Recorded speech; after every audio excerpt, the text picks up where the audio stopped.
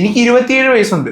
Almost 25 വയസ്സൊക്കെ ആയപ്പോഴാണ് ഞാൻ ആഗ്രഹിച്ച രീതിയിൽ എൻ്റെ കാര്യങ്ങളൊക്കെ കറക്റ്റായിട്ട് തുടങ്ങിയത്. ഞാൻ 20ാമത്തെ വയസ്സ് മുതൽ എഫേർട്ട് ഇട്ട് 25ാമത്തെ കഴിഞ്ഞ 5 വർഷം എഫേർട്ട് ഇട്ടിട്ട് 25ാമത്തെ വയസ്സിലായപ്പോഴാണ് കുറച്ചൊന്നും മെച്ചപ്പെട്ട് തുടങ്ങിയത്. ഈ വീഡിയോയിൽ ഞാൻ മേടിച്ചിട്ടുള്ള എൻ്റെ ഏറ്റവും ബെസ്റ്റ് പർച്ചേസസും ഞാൻ ഏറ്റവും നല്ലതായിട്ട് എനിക്ക് തോന്നിയ കുറച്ച് പർച്ചേസസും ഡിസിഷൻസ് അല്ലെങ്കിൽ എൻ്റെ ചോയ്സസ് ഏതൊക്കെയാണെന്ന് ഞാൻ പറഞ്ഞുതരാം. ആൻഡ് അത് 2 കാറ്റഗറി ആയിട്ട് നമുക്ക് തിരിക്കാൻ പറ്റും, മെറ്റീരിയലിസ്റ്റിക്കും നോൺ മെറ്റീരിയലിസ്റ്റിക്കും.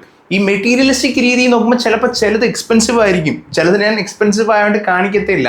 അത് ആ ഒരു ഗോളിലോട്ട് എത്താനായിട്ട് എന്നെ ഏറ്റവും കൂടുതൽ ഹെൽപ്പ് ചെയ്ത് ഈ നോൺ മെറ്റീരിയലിസ്റ്റിക് ആയിട്ടുള്ള ആ ചോയ്സുകളാണ്. ഇത് രണ്ടും ഏതൊക്കെയാണെന്ന് പറഞ്ഞുതരാം. അത് നിങ്ങൾക്കും വളരെ യൂസ്ഫുൾ ആയിട്ടുള്ള വീഡിയോ ആണെന്നാണ് എനിക്ക് തോന്നുന്നത്. സോ ഇന്നത്തെ വീഡിയോ ഇൻട്രസ്റ്റ് ആണെന്നുണ്ടെങ്കിൽ നമുക്ക് വീഡിയോ എടുക്കാം. So first of all materialistic ആയിട്ടുള്ള ചോയ്സസ് ഞാൻ പറഞ്ഞുതരാം. ഇതൊന്നും ചിലത് എക്സ്പെൻസീവ് അല്ല, ചിലത് എക്സ്പെൻസീവ് ആയിരിക്കാം. ജസ്റ്റ് കേൾക്കുക, നിങ്ങൾക്ക് നല്ലതാണെന്നാണ് എൻ്റെ വിശ്വാസം. ഫസ്റ്റ് വൺ, ഒരു വാട്ടർ ഫ്ലോസറും ഇലക്ട്രിക് ടൂത്ത് ബ്രഷും. ഈ ഇലക്ട്രിക് ടൂത്ത് ബ്രഷ് എന്താണെന്ന് ചിലർക്ക് അറിയാമായിരിക്കും, പക്ഷേ വാട്ടർ ഫ്ലോസർ എന്താണെന്ന് എല്ലാവർക്കും അറിയത്തില്ല. ഇലക്ട്രിക് ടൂത്ത് ബ്രഷിനെ കുറിച്ച് പറയുകയാണെങ്കിൽ നമ്മൾ നോർമൽ ടൂത്ത് ബ്രഷിനെയും കാട്ടി 10 times ബെറ്റർ ആയിട്ട് എഫിഷ്യൻ്റ് ആയിട്ടുള്ള ഒരു സാധനമാണ്. അത് റീചാർജബിളും ഉണ്ട്, നമ്മൾ ബാറ്ററി ഓപ്പറേറ്റഡ് ഉണ്ട്. എൻ്റെ ഇരിക്കുന്ന ബാറ്ററി ഓപ്പറേറ്റഡ് ആണ്, വളരെ യൂസ്ഫുൾ ആയിട്ടാണ്. അറൌണ്ട് 1000 rupees ആണ് ഇതിന് വരുന്നത്. നമ്മൾ 2-3 മാസം കൂടുമ്പോഴത്തേക്ക് അതിൻ്റെ ഹെഡ് മാറ്റേണ്ടി വരും, 200 രൂപ അടുപ്പിച്ച് വരും ആ ഹെഡ് മാറ്റുന്നതിന്. ഈ ഒരു സാധനം വളരെ എഫിഷ്യൻ്റ് ആണ്. നമ്മൾ ചുമ്മായിട്ട് ഉരയ്ക്കാൻ ചെയ്യേണ്ട, നമ്മൾ യൂഷ്വലി മാനുവലി ചെയ്യുന്നതിനെ കാട്ടി എഫക്റ്റീവായിട്ട് ഇത് വർക്കാവും. അതിൽ നിന്ന് റിസൾട്ട്സ് നമുക്ക് കാണാൻ പറ്റും. ഒരുപാട് പ്ലാക്ക് ബിൽഡപ്പ് ഒന്നും വരത്തില്ല, നമ്മുടെ മൗത്ത് കുറച്ചുകൂടെ ക്ലീൻ ആയിട്ട് നമുക്ക് ഫീൽ ചെയ്യും.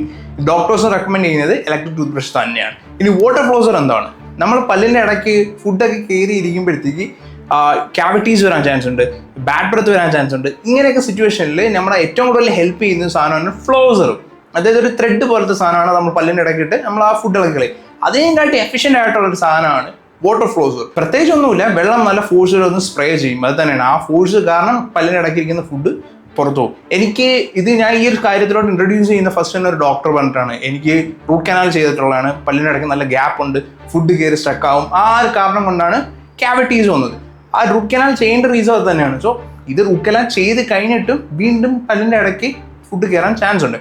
സോ ഒരു ഡോക്ടർ പറഞ്ഞ കാര്യമാണ് വാട്ടർ ഫ്ലോസർ യൂസ് ചെയ്യുക. അതിനുശേഷം അത് യൂസ് ചെയ്തതിനു ശേഷം എനിക്ക് വലുതായിട്ട് പ്ലാക്ക് ബിൽഡപ്പ് ഒന്നുമില്ല, ഫുഡ് പല്ലിൻ്റെ ഇടയ്ക്ക് അധികം കയറത്തില്ല.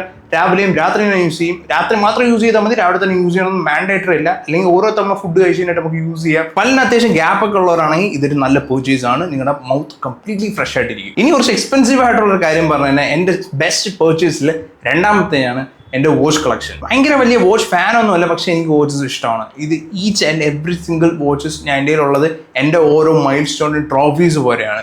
എനിക്ക് ഫസ്റ്റ് 50K അടിച്ചപ്പോൾ ആ ടൈമിലാണ് ഞാൻ ഒരു വാച്ച് മേടിച്ചത്. ആൻഡ് റീസെൻ്റ്ലി എൻ്റെ ഇത്ര ഒരു എന്താ പറയുക ഒരു ഗോൾ, അതായത് പൈസ ഏൺ ചെയ്യുന്നതിൻ്റെ ഒരു ഗോൾ അച്ചീവ് ചെയ്തപ്പോഴാണ് ഞാൻ ഇത് മേടിച്ചത്. ആൻഡ് ഒരെണ്ണം കണ്ട ഉടനെ അല്ല ഞാൻ മേടിച്ചത്, അത് കണ്ട് ആ ഗോൾ സെറ്റ് ചെയ്ത് മേ ബി 1-2 വർഷം കഴിഞ്ഞിട്ടായിരിക്കും മേടിക്കുന്നത്.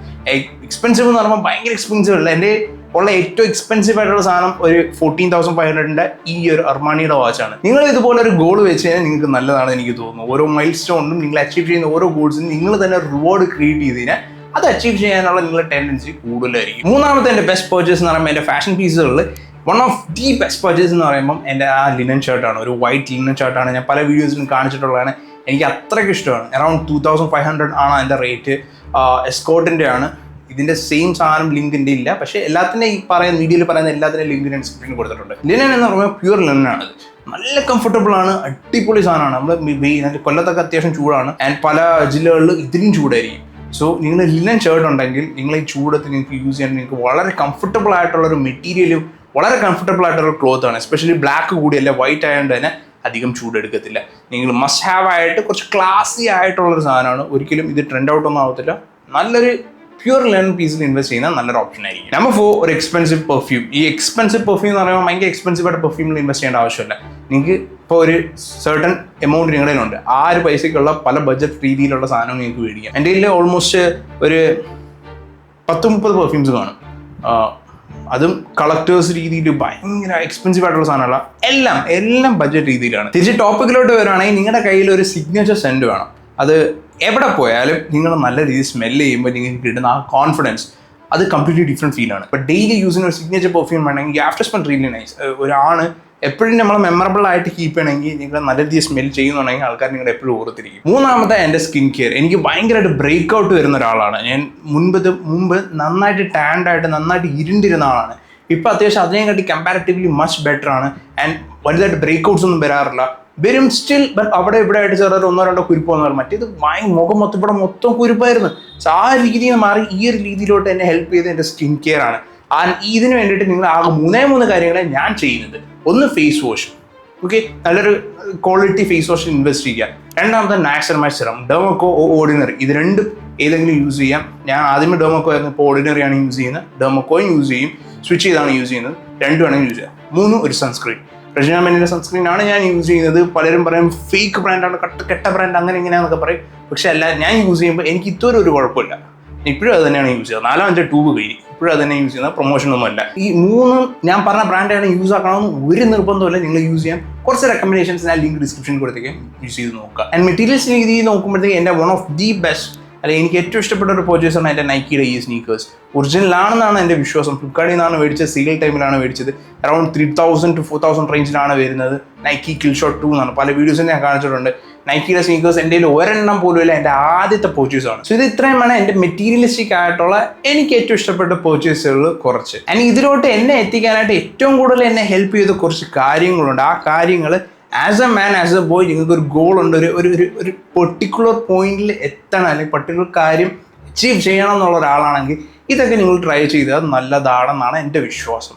അത് ആസ് എ മാൻ നിങ്ങൾക്ക് ഉണ്ടെങ്കിൽ ലൈഫ് നിങ്ങളുടെ മച്ച് ബെറ്റർ ആയിരിക്കും. ലൈഫ് കുറച്ചുകൂടെ എളുപ്പമായിരിക്കും, കുറച്ചുകൂടെ സ്ട്രെസ് ഫ്രീ ആയിരിക്കും. ഒന്നാമത്തത്, മൾട്ടിപ്പിൾ ബാങ്ക് അക്കൗണ്ട്സ്. ഒരു 2 വർഷം മുന്നേ നോക്കിക്കഴിഞ്ഞാൽ എൻ്റെ കയ്യിൽ പൈസ വന്നാലും അധികം കാണത്തില്ല. 1 വീക്ക് കഴിയുമ്പോഴത്തേക്ക് തീരും. എനിക്ക് 1 വീക്ക് കൊണ്ട് 60,000 രൂപയൊക്കെ ചുമ്മാ മീൻസ് കഴിച്ചു തീർത്ത ഡേയ്സ് ഉണ്ടായിരുന്നു. കാരണം പൈസ വരും, അപ്പോഴേ തീരും. എവിടെ പോയി എങ്ങനെ പോയി എന്ന ഒരു പിടുത്തമില്ലാതെ അതിനുശേഷം ഭയങ്കര കടത്തിലായി, ക്രെഡിറ്റ് കാർഡ് ഡെപ്റ്റിലായി, അങ്ങനെ ഭയങ്കര പ്രശ്നത്തിലായിട്ടുള്ള ദിവസങ്ങൾ എനിക്കുണ്ടായിരുന്നു. ക്രെഡിറ്റ് കാർഡിൽ ഒരു 100 രൂപ പോലും എനിക്ക് അടയ്ക്കാൻ പറ്റാത്തൊരു സിറ്റുവേഷൻ ഉണ്ടായിരുന്നു എൻ്റെ ക്രെഡിറ്റ് കാർഡിൽ. സോ ഇപ്പം ക്രെഡിറ്റ് കാർഡൊക്കെ ഞാൻ കംപ്ലീറ്റ്ലി ക്യാൻസൽ ചെയ്ത്. പക്ഷേ ആ ഒരു സിറ്റുവേഷനിൽ നിന്ന് ഇപ്പം അത്യാവശ്യം എനിക്ക് ഒരു വലിയ പ്രശ്നമൊന്നും ഇല്ലാണ്ട് മാനേജ് ചെയ്യാൻ പറ്റുന്ന ഒരു സിറ്റുവേഷനിൽ എത്തിയിട്ടുണ്ട് ഞാൻ. അതിനെന്നെ ഏറ്റവും കൂടുതൽ ഹെൽപ്പ് ചെയ്ത ഒരേ ഒരു റീസണാണ് മൾട്ടിപ്പിൾ ബാങ്ക് അക്കൗണ്ട്സ്. ഞാനൊരു ഫൈനാൻഷ്യൽ അഡ്വൈസർ ഒന്നുമല്ല, പക്ഷേ എന്നെ ഏറ്റവും കൂടുതൽ ഹെൽപ്പ് ചെയ്ത കാര്യമാണ്. ചിലപ്പോൾ ഇതിൻ്റെ മിനിമം ബാലൻസ് 500-1000 രൂപയൊക്കെ ആയിരിക്കും. അതൊക്കെ മെയിൻറ്റെയിൻ ചെയ്താൽ തീരാവുന്ന പ്രശ്നമുള്ളൂ. അതുപോലും മെയിൻറ്റെയിൻ ചെയ്യാൻ പറ്റാത്ത ഒരാളാണെങ്കിൽ ഇങ്ങനെ മൾട്ടിപ്പിൾ അക്കൗണ്ട്സ് എടുക്കരുതെന്നേ ഞാൻ പറയുന്നു. സോ ഇതെങ്ങനെ യൂട്ടിലൈസ് ചെയ്യാൻ പറ്റും? ഫസ്റ്റ്, ഒരു അക്കൗണ്ടിലൂടെ നിങ്ങളുടെ മെയിൻ പൈസ, നിങ്ങളുടെ സാലറി അല്ലെങ്കിൽ നിങ്ങളുടെ സൈഡ് ബിസിനസ്സിൽ നിന്ന് കിട്ടുന്ന പൈസ മൊത്തത്തിൽ അതിനകത്ത് വരും. അതിൽ നിന്ന് സ്പെസിഫിക് എമൗണ്ട് അതിനകത്ത് തന്നെ വെക്കുക.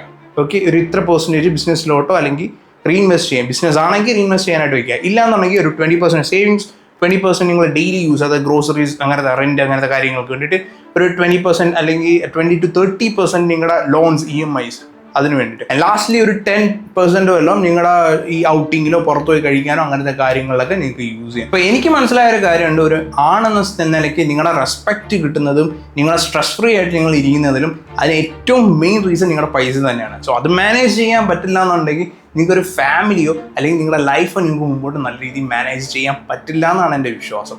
സോ കറക്റ്റ് രീതിയിൽ നിങ്ങളുടെ ഫൈനാൻസസ് മാനേജ് ചെയ്യാൻ പഠിക്കുക. ആൻഡ് ഈ ഒരു കാര്യം നിങ്ങളെ നല്ല രീതിയിൽ ഹെൽപ്പ് ചെയ്യും. അത് ഒറ്റയടിക്കാനോ ഒരുപാട് അക്കൗണ്ടോ തുടങ്ങണോ ഞാൻ പറയില്ല. സ്റ്റെപ്പ് ബൈ സ്റ്റെപ്പ് പതുക്കെ ചെയ്താൽ മതി. എനിക്കൊരു 4 to 5 yearsൻ്റെ ആ പാത്തിൽ നിന്നാണ് എനിക്ക് ഇത്ര അക്കൗണ്ടും ഈ കറക്റ്റ് രീതിയിൽ മാനേജ് ചെയ്യാനൊക്കെ പറ്റുന്നത്.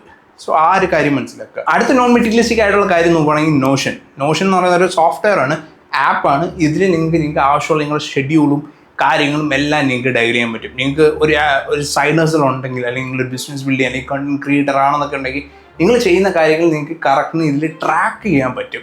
പല ടെംപ്ലേറ്റ്സ് ഉണ്ട്, ഞാൻ ഒരുപാട് ഡീറ്റെയിൽ ആയിട്ട് പോകുന്നില്ല. പല ടെംപ്ലേറ്റ്സ് ഉണ്ട്, നിങ്ങൾക്ക് ആവശ്യമുള്ള കാര്യങ്ങൾ ഇതിനകത്ത് കറക്റ്റായിട്ട് ട്രാക്ക് ചെയ്യും. നിങ്ങൾ ഓൺ പോയിന്റ് ആയിരിക്കും. നിങ്ങൾ ഗ്രോത്ത് ഉണ്ടോ, അതോ ഗ്രോത്ത് ഇല്ലേ, അതോ നിങ്ങൾ ചുമ്മാ ഷോ മാത്രമേ ഉള്ളൂ എന്നെല്ലാം കൃത്യമായിട്ട് നിങ്ങൾക്ക് ഇതിൽ ട്രാക്ക് ചെയ്യാൻ പറ്റും. ആൻഡ് നിങ്ങൾ ചൂസ് ചെയ്യുന്ന ടെംപ്ലേറ്റ് നിങ്ങൾ എങ്ങനെ അത് ക്രിയേറ്റ് ചെയ്തു അനുസരിച്ചിരിക്കും. ആൻഡ് അടുത്തത് എന്നെ ഏറ്റവും കൂടുതൽ ഹെൽപ്പ് ചെയ്തൊരു കാര്യമാണ് ടൈം ബ്ലോക്കിങ് ആൻഡ് ട്രാക്കിങ്. നാളെ എനിക്ക് വർക്ക് ഉണ്ടെങ്കിൽ നാളെ എന്തൊക്കെ കാര്യങ്ങൾ ചെയ്യാനുണ്ടോ, ഇപ്പം സ്ക്രിപ്റ്റ് ചെയ്യാനുണ്ടോ, ഷൂട്ട് ചെയ്യാനുണ്ടോ, അല്ലെങ്കിൽ എന്തെങ്കിലും വീഡിയോ പോസ്റ്റ് ചെയ്യാനുണ്ടോ, ആരെങ്കിലും ഫോളോ അപ്പ് ചെയ്യാനുണ്ടോ, ഏതെങ്കിലും ബ്രാൻഡിനെ ഫോളോ അപ്പ് ചെയ്യാനുണ്ടോ, അങ്ങനെയെല്ലാം എന്തൊക്കെ ചെയ്യണമെന്ന് ഞാൻ ഒരു ഡയറിയിൽ നോട്ട് ചെയ്യും. ഡേറ്റ് എഴുതി നോട്ട് ചെയ്യും. ആൻഡ് ആ ദിവസം ആദ്യമേ ഓഫീസിൽ വന്നിട്ട് ഞാൻ നോക്കുന്നത് അതാണ്, എന്തൊക്കെയാണ് എനിക്ക് ചെയ്യാനുള്ളതെന്നൊക്കെ ഞാൻ നോക്കും. ആൻഡ് ലാസ്റ്റ് ദിവസം തീരുന്ന സമയത്ത് ഞാൻ നോക്കും എന്തൊക്കെ ഞാൻ കംപ്ലീറ്റ് ചെയ്തു. ചെയ്യാത്തത് അടുത്ത ദിവസത്തേക്ക് പോസ്റ്റ്പോൺ ചെയ്യും. കഴിവതും അന്നത്തെ കാര്യങ്ങൾ അന്നത്തെ തന്നെ ചെയ്തു തീർക്കാനേ ഞാൻ നോക്കത്തുള്ളൂ. അതാണ് ട്രാക്കിംഗ്. ടൈം ബ്ലോക്കിംഗ് എന്താണെന്ന് വെച്ച് കഴിഞ്ഞാൽ ഇന്ന ടൈം മുതൽ ഇന്ന ടൈം വരെ ഞാൻ ഇതായിരിക്കും ചെയ്യുന്നത് എന്ന് നിങ്ങളുടെ ഫോണിൽ നോട്ട് ചെയ്യുക. അതായത് ഇപ്പോൾ ആപ്പിൾ കലണ്ടർ ഉണ്ടെങ്കിൽ അതാണ് കുറച്ചുകൂടെ ബെറ്റർ. ഞാൻ അങ്ങനെയാണ് ചെയ്യുന്നത്. ആൻഡ്രോയിഡ് ആണെങ്കിൽ ഗൂഗിൾ കലണ്ടറിൽ നിങ്ങൾക്ക് അങ്ങനെ ചെയ്യാൻ പറ്റും. നല്ല ഡീപ്പായിട്ട് വർക്ക് ചെയ്യാൻ, നിങ്ങൾ ഫോക്കസ് ആയിട്ട് വർക്ക് ചെയ്യാൻ ഇത് നല്ല രീതിയിൽ ഹെൽപ്പ് ചെയ്യും. ചിലർ ഇത് മാത്രം ചെയ്യത്തേ ഉള്ളൂ, പക്ഷേ അതിനനുസരിച്ച് വർക്ക് ചെയ്യത്തില്ല. അത് പറഞ്ഞിട്ട് കാര്യമില്ല. ഈ ട്രാക്ക് ചെയ്യുകയും വേണം, വർക്ക് ചെയ്യുകയും വേണം, എന്നിട്ടേ കാര്യമുള്ളൂ. Lastly daily system.